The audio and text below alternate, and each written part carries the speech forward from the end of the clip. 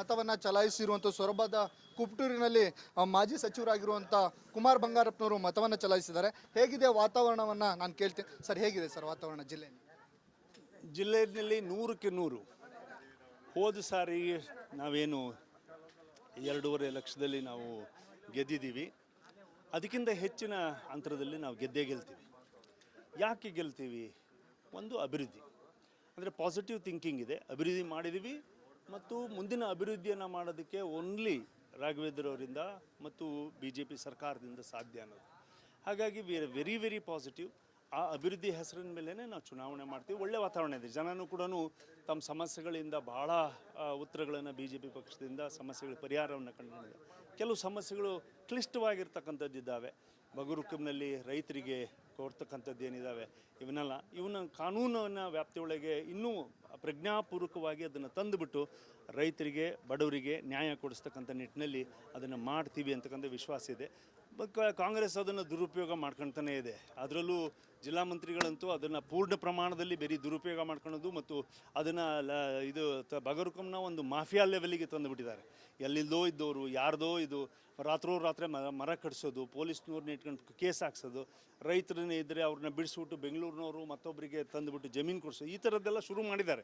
ಅದೆಲ್ಲದು ಇವಾಗ ತೋರಣಗುಂಡ ಗಪ್ಪದಲ್ಲಿ ಏನಾಗಿದೆ ಅಂತೇಳಿ ಇವಾಗ ಎದುರುಗಡೆಗೆ ಕಂಡಿದೆ. ರೈತರಿರೋ ಜಾಗದಲ್ಲೇ ತೆಗೆಸಿ ಬೆಂಗಳೂರಿಂದ ಬಂದವನಿಗೆ ಇವತ್ತು ಜಮೀನು ಬಿಡಿಸ್ಕೊಡ್ತಕ್ಕಂಥ ಕೆಲಸ ಮಾಡಿದ್ದಾರೆ. ಈ ಥರದ್ದೆಲ್ಲವೂ ಇದ್ದಾವೆ. ಹಾಗಾಗಿ ಬಗರುಕುಂ is a very sensitive matter. ಅದನ್ನು ಫಾರ್ಮ್ ನಂಬರ್ 50-53 ಈ ಸಮಸ್ಯೆಗಳನ್ನು ಬಿಟ್ಟು ನಾವು ಗ್ಯಾರಂಟಿ ಮೂಲಕ ನಾವು ಗೆಲ್ತೀವಿ ಅಂತ ಹೇಳಿ ಹೊರಟಿರು. ಅದೇ ಹೇಳೋದು, ಒಂದು ಭ್ರಷ್ಟಾಚಾರ, ಇಲ್ಲಾಂದರೆ ಆಮಿಷ, ಇಲ್ಲಾಂದರೆ ಓಲೈಕೆ. ಸೊ ಈ ಓಲೈಕೆ ಮುಸ್ಲಿಂ ಮೈನಾರಿಟೀಸ್ನ ಮಾತ್ರ ನಾವು ಇಟ್ಕೊಳ್ತೀವಿ ಅನ್ನೋದು. ಭ್ರಷ್ಟಾಚಾರ ಆಫೀಸರ್ಸ್ನ ಎಲ್ಲದನ್ನು ಕೂಡ ಅಡ್ಮಿನಿಸ್ಟ್ರೇಟಿವ್ ಎಲ್ಲ ಬಿಟ್ಟುಬಿಟ್ಟು ಏಜೆಂಟ್ಗಳನ್ನ ಇಟ್ಕೊಂಡು ಲೂಟಿ ಮಾಡೋದು. ಆಮೇಶ ಈ ಥರದ ಇದನ್ನು ಬೊಕ್ಕಸವನ್ನು ಮತ್ತೊಬ್ಬರು ಜೇಬಿಂದ 3 ರೂಪಾಯಿ 50 ರೂಪಾಯಿ ಇದ್ದಿದ್ದು 50 ಪೈಸೆ ಇದ್ದಿದ್ದು ಕರೆಂಟನ್ನ 700 ರೂಪಾಯಿ ಸಾರ್ವಜನಿಕರಿಗೆ ಮಾಡಿಬಿಟ್ಟು ಮನೆಯಲ್ಲೇ ನೀವು ಫ್ರೀ ಕರೆಂಟ್ ಕೊಡ್ತೀವಿ ಅಂತ ಹೇಳ್ತಕ್ಕಂಥದ್ದು ಎಷ್ಟು ನ್ಯಾಯ ಇದು? ಮತ್ತು ಅದೇ ರೀತಿಯಲ್ಲಿ ನಿಮಗೆ ಬಸ್ಸಿಂದ ಇಲ್ಲಿ ಫ್ರೀ ಕೊಟ್ಟರು, ಅಲ್ಲಿ ಟಿಕೆಟನ್ನು ಏರಿಸ್ಬಿಟ್ರು. ಸೊ ಅಲ್ಲಿಂದ ಕಿತ್ತು ಇದನ್ನು ಇಲ್ಲಿ ಕೊಡತಕ್ಕಂಥ ಕೆಲಸ ಮಾಡತಕ್ಕಂಥದ್ದು ಕೂಡ. ಹಂಗೆ ಅದೇ ರೀತಿಯಲ್ಲಿ ಎಕ್ಸೈಸ್ ಡಿಪಾರ್ಟ್ಮೆಂಟ್ನಲ್ಲಿ, ಟ್ರಾನ್ಸ್ಪೋರ್ಟ್ ಡಿಪಾರ್ಟ್ಮೆಂಟಲ್ಲಿ ಮತ್ತು ರೆವಿನ್ಯೂ ಡಿಪಾರ್ಟ್ಮೆಂಟ್ನಲ್ಲಿ ಒಂದು ಸ್ಟ್ಯಾಂಪ್ ಪೇಪರ್ಗೆ ಇವತ್ತು ತಗೋಬೇಕಂದ್ರೆ 50 ರೂಪಾಯಿ ಇದ್ದಿದ್ದು ಈಗಾಗಲೇ 200 ರೂಪಾಯಿ 300 ರೂಪಾಯಿ 500 ರೂಪಾಯಿಗೆ ಹೋಗ್ಬಿಡ್ತು.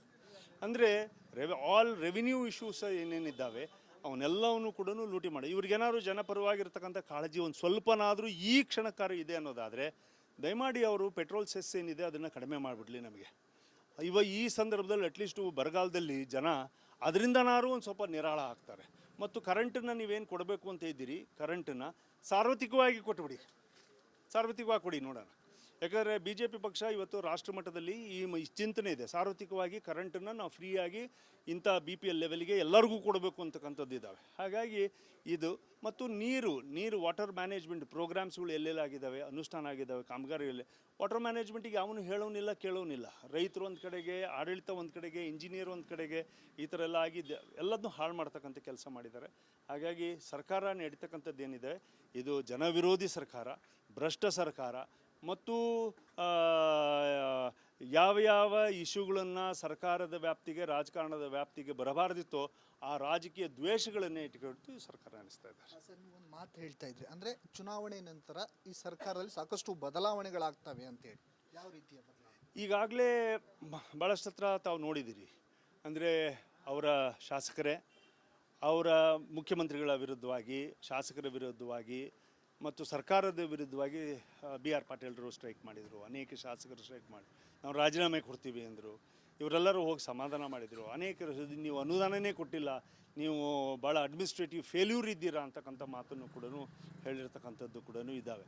ಹಾಗಾಗಿ ಇದರಿಂದ ಆಮೇಲೆ ಈ ಯಾವ್ಯಾವ ಸಮಸ್ಯೆಗಳನ್ನು ಇವಾಗ ತಂದ್ಕೊಂಡಿದ್ದಾರೆ, ಬರದ ನಿರ್ವಹಣೆಯಲ್ಲಿ ಸೋತಿರೋದು, ಸಾರ್ವತ್ರಿಕವಾಗಿ ಸೋತಿದ್ದಾರೆ ಮತ್ತು ಕ್ರಿಮಿನಲ್ ಆ್ಯಕ್ಟ್ಸಲ್ಲಿ ಇವ್ರುಗಳ ಹೆಸರುಗಳು ಬಂದಿರತಕ್ಕಂಥದ್ದು. ಇದು ಬದಲಾವಣೆ ಏನಾದ್ರು ಆಗುತ್ತಾ? ನ್ಯಾಚುರಲಿ ಸರ್ಕಾರದ ಬದಲಾವಣೆ ಯಾಕಾಗುತ್ತೆ ಅಂದರೆ, ಒಂದು ಸಿದ್ದರಾಮಯ್ಯ ಒಂದು ಟೀಮ್ ಆ್ಯಂಡ್ DK ಒಂದು team and ACC is another team. ಯಾಕಂದರೆ ಇದು ಮುಂಚೆಯಿಂದನೂ ನಡೀತಾ ಇದೆ.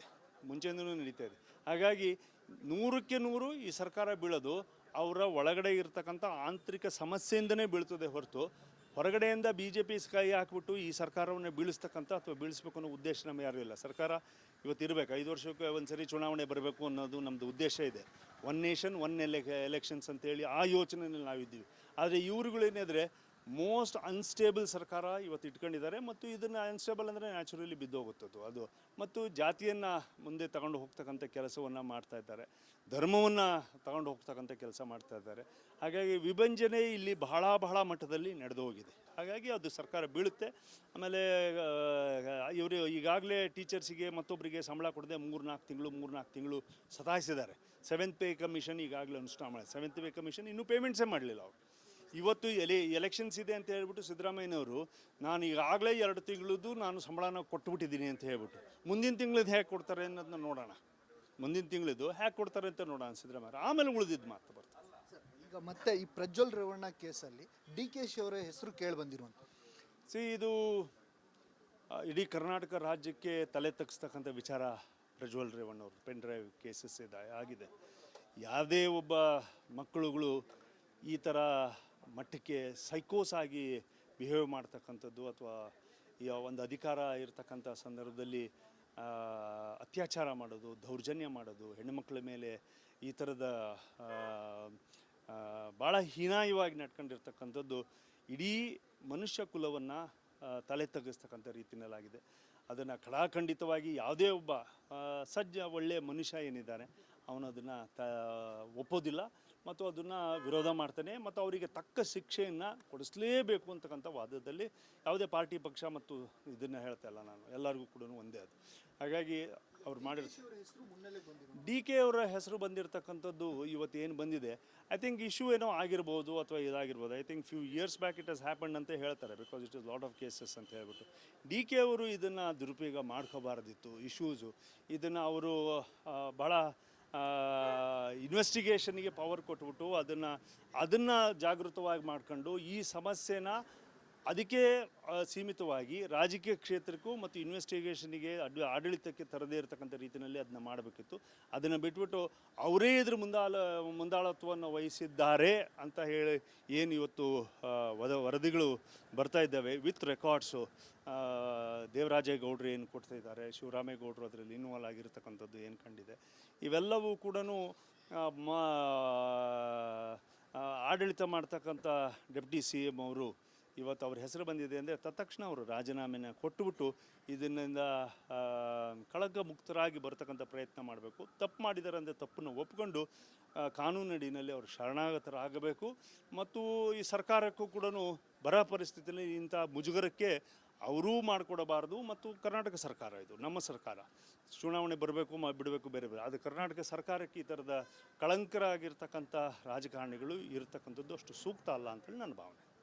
ಇದಿಷ್ಟು ಕುಮಾರ್ ಬಂಗಾರಪ್ಪನವರು ಮಾತಾಗಿರುವಂಥದ್ದು. ಸರ್ಕಾರ ಏನು ಚುನಾವಣೆ ನಂತರದಲ್ಲಿ ಸರ್ಕಾರ ಬದಲಾಗುತ್ತೆ, ಅದರ ಜೊತೆಗೆ ಏನು DK ಶಿವಕುಮಾರ್ ಅವರ ಮೇಲೆ ಬಂದಿರುವಂಥ ಆರೋಪಕ್ಕೆ ಅವರು ಮುಕ್ತರಾಗಬೇಕು ಅಂದರೆ ರಾಜೀನಾಮೆಯನ್ನು ಕೊಟ್ಟು ಈ ಪ್ರಕರಣವನ್ನು ಎದುರಿಸಬೇಕು ಅನ್ನುವಂಥ ಮಾತನ್ನು ಸಹ ಹೇಳಿರುವಂಥದ್ದು. ಕ್ಯಾಮ್ರಾ ಪರ್ಸನ್ ಮಹೇಶ್ ಜೊತೆ ಭೀಮಾ ನಾಯ್ಕಸ್, ರಿಪಬ್ಲಿಕ್ ಕನ್ನಡ, ಶಿವಮೊಗ್ಗ.